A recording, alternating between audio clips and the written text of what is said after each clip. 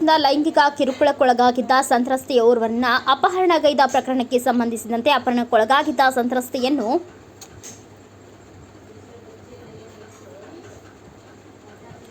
ರಕ್ಷಿಸುವಲ್ಲಿ ಕೊನೆಗೂ ಎಸ್ಐಟಿ ತಂಡದ ಅಧಿಕಾರಿಗಳು ಯಶಸ್ವಿಯಾಗಿದ್ದಾರೆ. ಪ್ರಕರಣದಲ್ಲಿ ಅಪಹರಣಕ್ಕೀಡಾಗಿದ್ದ ಸಂತ್ರಸ್ತೆಯನ್ನ ಎಸ್ಐಟಿ ಅಧಿಕಾರಿಗಳು ಮೈಸೂರಿನಲ್ಲಿ ರಕ್ಷಣೆ ಮಾಡಿದ್ದಾರೆ.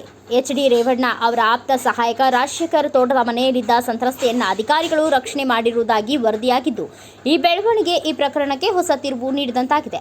ಏಪ್ರಿಲ್ 29ರಂದು ಕೆಆರ್ ನಗರದ ಮನೆಯಿಂದ ಮಹಿಳೆಯೊಬ್ಬರು ಅಪಹರಣ ಮಾಡಿ ಅಕ್ರಮ ಬಂಧನದಲ್ಲಿಟ್ಟಿದ್ದ ಆರೋಪದ ಮೇಲೆ ರೇವಣ್ಣ ಸೇರಿ ಹಲವರ ವಿರುದ್ಧ ಪ್ರಕರಣ ದಾಖಲಾಗಿತ್ತು. ಈ ಬಗ್ಗೆ ಸಂತ್ರಸ್ತೆಯ ಪುತ್ರ ಮೇ 2ರಂದು ಮೈಸೂರಿನ ಕೆಆರ್ ನಗರ ಪೊಲೀಸ್ ಠಾಣೆಯಲ್ಲಿ ದೂರು ನೀಡಿದ್ದ.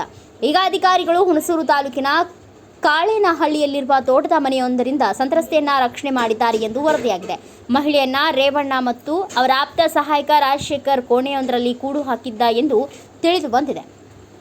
ಸಂತ್ರಸ್ತೆಯ ಪತ್ತೆಗಾಗಿ ಕಳೆದ 3 ದಿನಗಳಿಂದ ಎಸ್ಐಟಿ ಪೊಲೀಸರು ಹಗಲು ರಾತ್ರಿ ಶ್ರಮಿಸುತ್ತಿದ್ದರೂ ಕೊನೆಗೂ ಪೊಲೀಸರು ಪತ್ತೆ ಹಚ್ಚಿದ್ದು ನಿಟ್ಟುಸಿರು ಬಿಟ್ಟಿದ್ದಾರೆ. ಅಪಹರಣಕ್ಕೊಳಗಾಗಿದ್ದ ಮಹಿಳೆಯನ್ನ ವೈದ್ಯಕೀಯ ಪರೀಕ್ಷೆಗೆ ಕರೆದೊಯ್ಯಲಿದ್ದು, ಇದಾದ ಬಳಿಕ ಮಹಿಳೆಯ ಹೇಳಿಕೆಯನ್ನ ಪೊಲೀಸರು ದಾಖಲಿಸಿಕೊಳ್ಳಲಿದ್ದಾರೆ ಎಂದು ತಿಳಿದುಬಂದಿದೆ. ಸದ್ಯ ಮಹಿಳೆಯನ್ನ ಎಸ್ಐಟಿ ತಂಡದ ಎದುರು ಹಾಜರುಪಡಿಸಲು ಬೆಂಗಳೂರಿಗೆ ಕರೆತರಲಾಗುತ್ತಿದೆ ಎಂದು ತಿಳಿದುಬಂದಿದೆ.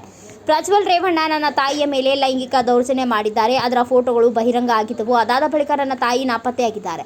ಶಾಸಕ ಎಚ್.ಡಿ. ರೇವಣ್ಣ ಪತ್ನಿ ಭವಾನಿ ರೇವಣ್ಣ ನನ್ನ ತಾಯಿಯನ್ನು ಅಪಹರಣ ಮಾಡಿದ್ದಾರೆ ಎಂದು ಸಂತ್ರಸ್ತೆಯ ಪುತ್ರ ದೂರಿನಲ್ಲಿ ತಿಳಿಸಿದ್ದ.